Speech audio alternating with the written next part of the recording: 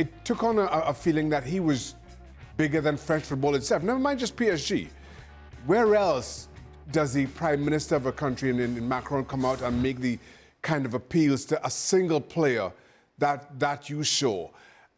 And then, unless you are the world's biggest club, guaranteed to be for the foreseeable future, and that leaving that club will be seen as a step down, you are going to have this kind of a scenario.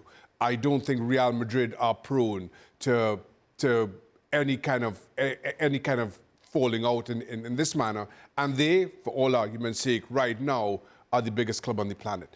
There's a tale to be told in much the way that Ronaldo, when he decided his time was up at Real Madrid, how easily they moved on. Because the club was bigger, as big a player as Ronaldo was and continues to be, the club overall will always take precedent. But just going to that point that you just brought up, Shaka, Jules, it wasn't just PSG really, was it? It was the fact that it was France as a country, as a nation. We're talking about prime ministers here, asking Mbappe to stick around and stay at PSG. How was that seen from French football fans? Because it does feel like a lot of pressure for a young player. Yeah, I don't think the pressure was a problem here. It's just he's the best player in the world, and he's a player that you see once every 50 years, maybe. Or, I mean, in our case, and Frank has played with Zidane, and we had Platini before, so maybe once every 25 years, let's put it that way.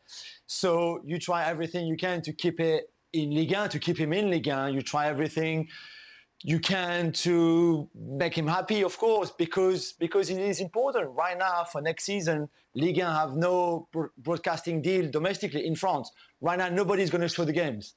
That starts at the beginning of August. Nobody. The deal is not done yet. Mostly because Kylian is leaving. And obviously, if you have an offer with Ligue 1 with Kylian and one without Kylian, the one without Kylian is far more difficult to sell than the one with Kylian. So it goes beyond if Macron is a football fan or not, if Macron wants this or not. It's just for the good of French football. It would have been great had he stayed a little bit younger.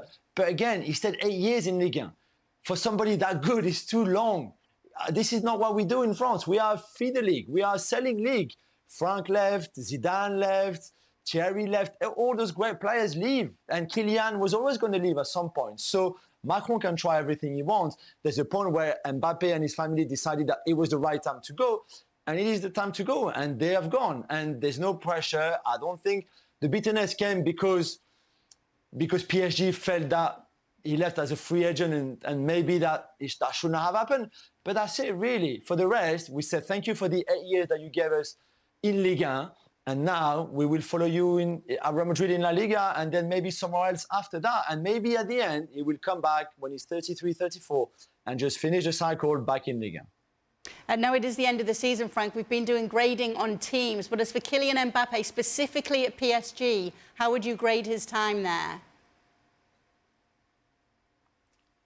Well, he did the job. For me, he did the job. And he wasn't on his own. I mean, if Paris Saint-Germain didn't get the Champions League, it's not only because of him. He has a part of responsibility as a player to do his best, and I think he did. But you cannot ensure that you're going to win the Champions League. Every year there is only one club at the end of the day we can do so. And most of the time it's Real Madrid. So it's hard to compete and to ensure again what you're going to do. I think we saw the list of what he won and how many goals he scored during his time at Paris Saint-Germain. I mean, 256 goals in 308 games. That's huge. And he won the title 6 times out of 7. And he won once with Monaco. So he's been at the top of the top in France. And we have to be grateful that he brought the Ligue 1 that high. Like players like Ibrahimovic has done when he came and puts a little bit of limelight on the Ligue 1. But as Jules said, we just have to thank him to have stayed there because he has done the job. He put Paris Saint-Germain, and because of the money of the Qatari there at the top that they could reach. But there is how do you say, a glass of cell? Well, a cell glass, I don't know how you say that, where you cannot go further up. That's the Ligue 1. we don't have enough money to bring players to higher the level. And Mbappe and Neymar and Messi, they reached that top level, and I think it's hard to go upper than that. So thanks to him. Now good luck to him. And as Jules says, if he's happy to come back, he's going to be welcome back for sure. That would be a glass ceiling, Frank, but don't worry, I don't know how to say that in French either. Meanwhile, the sky is the limit for the French national team, because when it comes to the Euro 2024 odds, well, France are right up there when it comes to favourites to win it. And as we're looking now, we're seeing England just ahead of them and Germany just behind them as well.